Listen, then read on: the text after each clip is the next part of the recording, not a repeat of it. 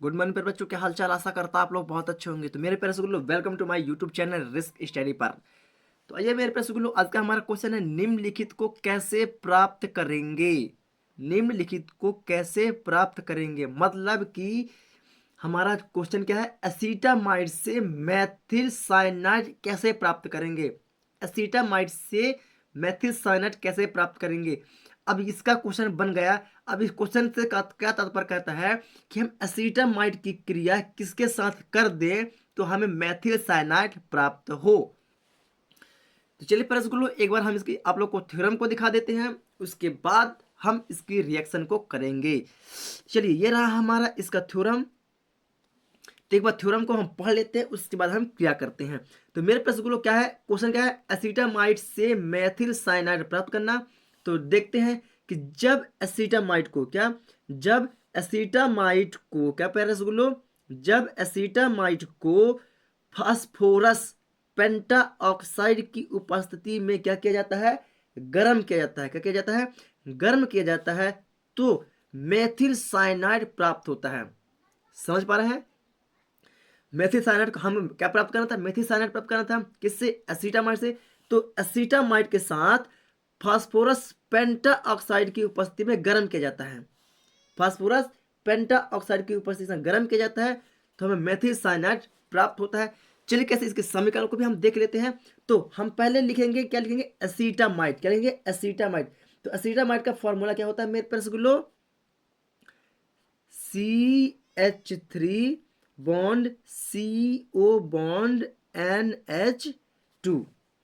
ये क्या होगा हमारा एसीटामाइड। क्या होगा प्रश्न, एसीटामाइड। अब एसीटामाइड को फास्फोरस पेंटा ऑक्साइड की उपस्थिति में, मतलब इसकी उपस्थिति फास्फोरस पेंटा, तो फास्फोरस P2O5 P2O5 फास्फोरस पेंटा ऑक्साइड की उपस्थिति में क्या किया जाता है मेरे प्यारे स्कूलों, इसे गर्म किया जाता है। क्या किया जाता है, इसे गर्म किया जाता है। तो हमें क्या प्राप्त होता है, हमें प्राप्त होता है मेथिल साइनाइड। क्या प्राप्त होता है, मेथिल साइनाइड। तो यहां पर हम देखते हैं कि क्या क्या उतार देते हैं। यहां पर हम क्या करेंगे मेरे पास गुल्लो, यहां से लिखेंगे CH3 C, और ये उठा C। अरे रुको रुको एक मिनट, यहां से उठाए ये सभी को उठा, जितना मैंने गोला लगा दी इसको हम उठा के आगे लिख लेते हैं।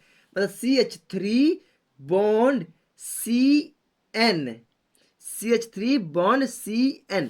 चलिए लिख, जिस तरह गोल लगा उसी को हम उठा लेते हैं। तो CH3 बॉन्ड CN, क्या लिख दिया हमने, CN। अब जो बचता है उसे हम सर कर देते हैं। तो यहां पर देख लेते हैं हम H2O, दो चीज बाहर है, तो प्लस H2O, ये होगा जल जो हमारा अपशिष्ट के रूप में निकल गया।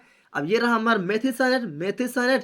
तो CH3 बॉन्ड CN, ये कहलाता है हमारा क्या, मेथिल साइनाइड। क्या कहलाता है, मेथिल साइनाइड। क्या कहता है मेरे पैसे को, ये कहलाता है हमारा मेथिल साइनाइड। तो आप लोग वीडियो को रोक के प्रॉपर तरीके से इसका थ्योरम को लिख लीजिएगा।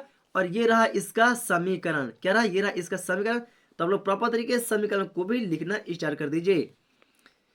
अब बात करते हैं एथिल एमीन से एथिल अल्कोहल प्राप्त करना।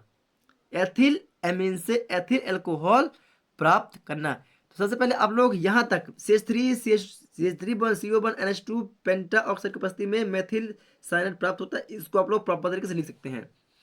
चलिए लिख लिए। तो अब बात करते हैं दूसरा टॉपिक। हमारा दूसरा टॉपिक क्या कहता है, एथिल एमीन से, चलिए एथिल एमीन से एथिल अल्कोहल प्राप्त करना। चलिए इसका एक बार थ्योरम पढ़ लेते हैं, उसके बाद फिर हम समीकरण करेंगे, है ना। एथिल अल्कोहल यहां पर डाल देता हूं हेडिंग, एथिल अल्कोहल,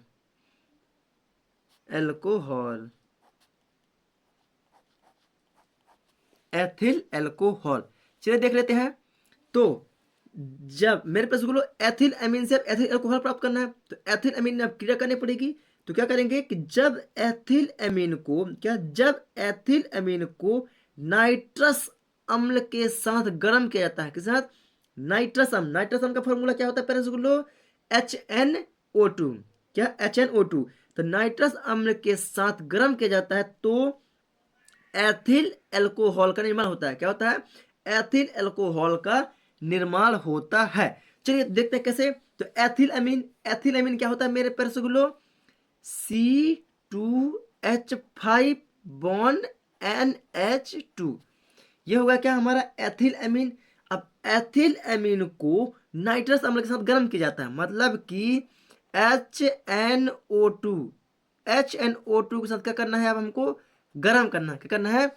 HNO2 के साथ गर्म करना है तो हमें क्या प्राप्त होगा? Ethyl alcohol. क्या प्राप्त होगा हमको?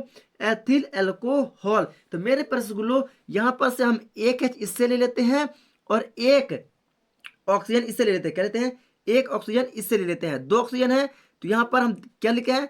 यहाँ पर मान लीजिए दो ऑक्सीजन है और एक हाइड्रोजन है, तो एक हाइड्रोजन इसका ले लेंगे और एक ऑक्सीजन इससे ले लेते हैं, तो जो बन जाएगा हमारा ethyl alcohol. C2H5 bond OH। कोई दिक्कत? एक हाइड्रोजन और एक ऑक्सीजन हमने यहाँ से उठा लिया है। अब यहाँ पर क्या बचता है? यहाँ पर एक नाइट्रोजन ये होगा और एक नाइट्रोजन ये हो गया, है ना? तो दो नाइट्रोजन हो गया तो हमारा क्या बचा? दो नाइट्रोजन बचा प्लस कितने हाइड्रोजन बचे हमारे पास? दो हाइड्रोजन बचे अभी हमारे पास। दो हाइड्रोजन ये वाला बचा और एक ऑक्सीजन इसका बचा, तो ये हो गया H2O। क्या हो गया हमारा? H2O। सॉरी आप लोग को दिखाई नहीं दे रहा है, थोड़ा सा एक मिनट। H2O। अब दिखा? H2O। ये दो नाइट्रोजन बचा था, एक नाइट्रोजन दो नाइट्रोजन, तो दो नाइट्रोजन हमने अलग कर दिया H2O। दो ये वाला हाइड्रोजन था और एक ऑक्सीजन बचा हुआ था यहाँ पास, तो हमने H2O। एक ऑक्सीजन तुमने यहाँ यूज कर लिया तो एक ऑक्सीजन बाहर। ये होगा हमारा जल, ये होगा हमारा नाइट्रोजन, और ये जो बन के आया हमारा ये कहलाता है हमारा क्या? Ethyl alcohol. क्या होता है मेरे प्यारे रसगुल्लो? Ethyl alcohol. Ethyl alcohol. तो आशा करता हूं आप लोग को भी यह समीकरण प्रॉपर तरीके से समझ में आ चुकी होगी। समझ में आए तो वीडियो को लाइक कर दे, चैनल पर है तो चैनल को सब्सक्राइब कर लीजिएगा। चलिए प्यारे रसगुल्लो, अब आप लोग इसका भी समीकरण प्रॉपर तरीके से वीडियो को रोक के लिख लीजिएगा, है ना? तो ये रहा इसका समीकरण। तो पहले आप लोग इसका थ्योरम को इसके थ्योरम को आप लोग लिख लीजिएगा। ये रहा थ्योरम, और थ्योरम के बाद ये रहा इसका समीकरण। तो आप लोग वीडियो को रोक के प्रॉपर तरीके से समीकरण के C2H5 bond NH2 plus HNO2 गर्म किया तो एथिल एल्कोहल प्राप्त हुआ प्लस नाइट्रोजन प्लस जल हमारा अपशिष्ट रूप में क्या हुआ? बाहर निकल गया। क्या होगा? अपशिष्ट रूप में हमारा बाहर निकल जाता है। चलिए मेरे पास गुल्लो, अब बात करते हैं एक और हमारे पास समीकरण बची हुई है। तो क्या है? एनिनिल से पैरा अमीनो एजोबेंजीन। क्या है रसगुल्लो? एनिनिल से पैरा अमीनो बेंजीन कैसे प्राप्त करते हैं, अब इसके बारे में थोड़ा सा हम चर्चा करते हैं। इसके लिए थोड़ा सा मैं नया पेज एक ऐड कर लेता हूं, है ना? चलिए अब इसके थोड़ा सा हम थ्योरम देख लेते हैं। उसके बाद थ्योरम देख लेने से पहले क्या होता है कि आप लोग को ये चीज समझ में आ जाती है कि समीकरण हमने कैसे किया होगा।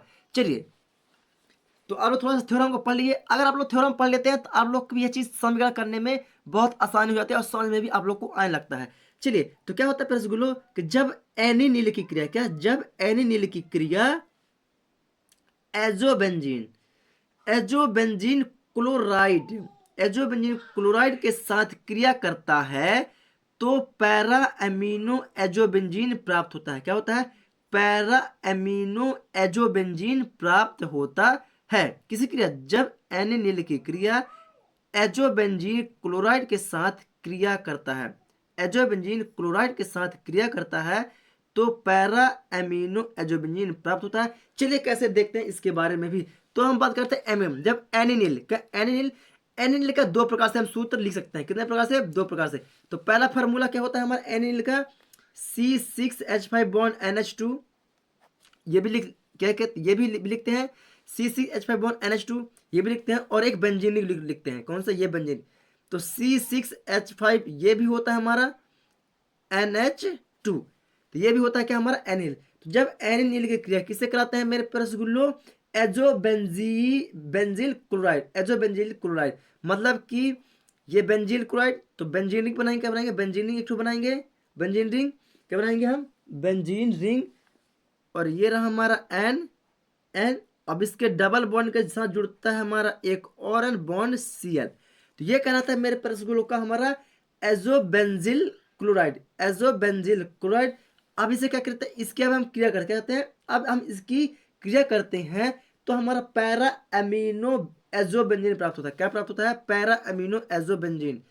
ये पैरा अमीनो, तो पैरा अमीनो एजोबेंजीन का जो बेंजीन बनता है कुछ इस प्रकार से बनता है, N double bond N, N double bond N, है ना। यहां पास भी एक हमारा बेंजीन बनेगा,